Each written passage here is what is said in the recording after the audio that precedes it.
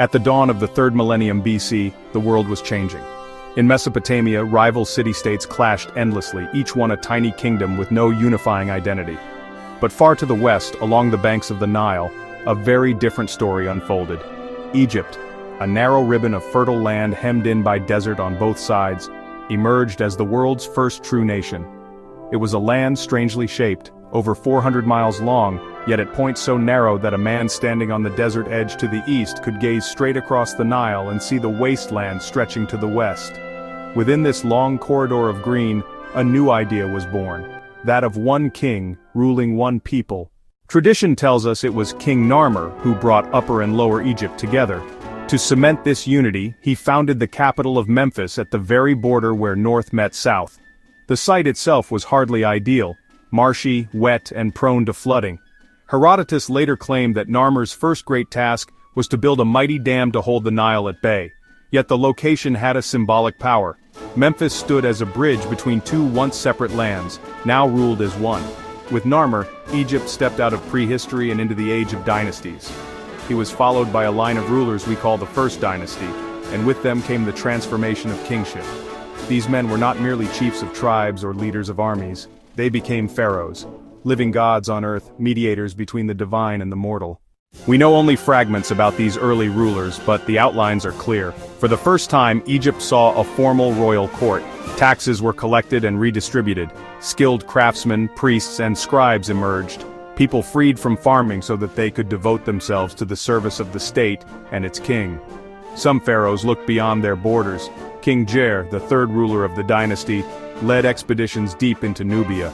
On a rock carving near the Second Cataract, we see him triumphant over captives, a sign of Egyptian power pressing southward. Later, King Den marched into the Sinai Peninsula, defeating local chiefs in a victory immortalized as the first smiting of the East. These campaigns were as much symbolic as strategic. They declared that Egypt was strong, expanding, and led by a ruler whose reach extended beyond the Nile Valley. But perhaps the most striking glimpse of this early age lies not in life, but in death. Common Egyptians were still buried simply, their bodies laid in the desert sands. The nobility began to build grander tombs at Saqqara, near Memphis. Yet the kings themselves were carried far south to Abydos, to vast subterranean chambers lined with brick or stone, and with them went hundreds of human beings. King Jer was buried alongside more than 300 attendants. King Den had nearly 200.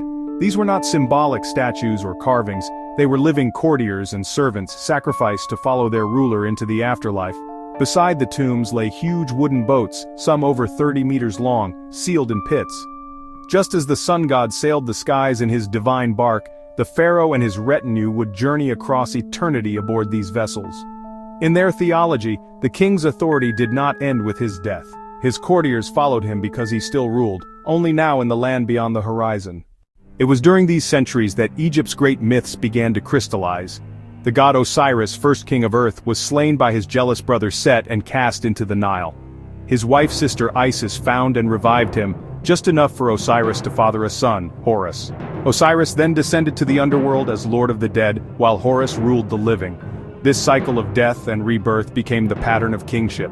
The reigning pharaoh embodied Horus, the ever-present ruler of the sky. At death he transformed into Osiris, king of the underworld. His son ascending the throne became the new Horus. Thus kingship itself never died. It passed seamlessly from father to son, from body to body, eternal as the rising sun. To reinforce this divine lineage, pharaohs often married their sisters, keeping the bloodline within the family, echoing the unions of the gods themselves. The pharaoh was not first and foremost an individual. He was the vessel of an everlasting power. Yet even divine kingship could be shaken. King Ajib, desperate to assert his authority, surrounded his tomb with dozens of sacrificial victims. But his successor, Semerkhet, did the unthinkable.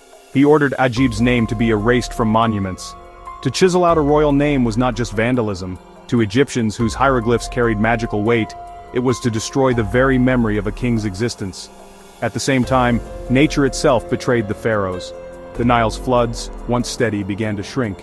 Harvests fell, famine threatened, and people questioned the pharaoh's divine power. If the king embodied order itself, how could he allow the lifeblood of Egypt to fail? Out of this turmoil rose the Second Dynasty.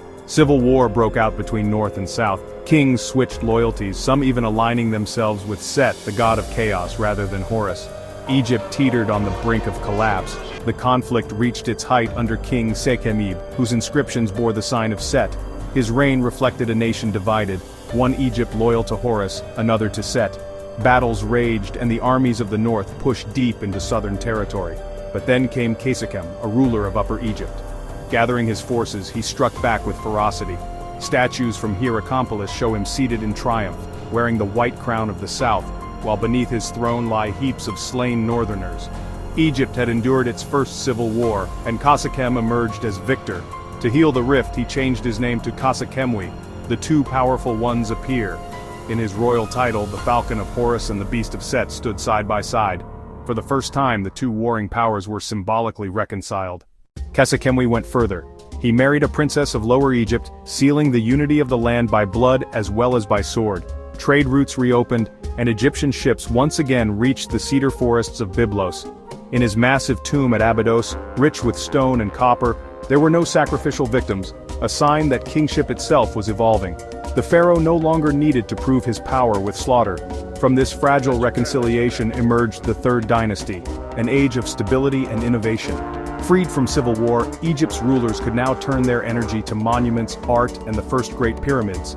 The era of experimentation had ended. The age of greatness was about to begin. The story of Egypt's first dynasties is one of unity born from division, of kings who claimed to be gods yet struggled with the frailties of nature and politics. It is a tale of conquest, sacrifice, myth, and rebirth. And above all, it is the story of a people who, despite famine, rebellion, and war, forged one of the most enduring civilizations the world has ever known. Follow us, and for more videos, let's subscribe channel.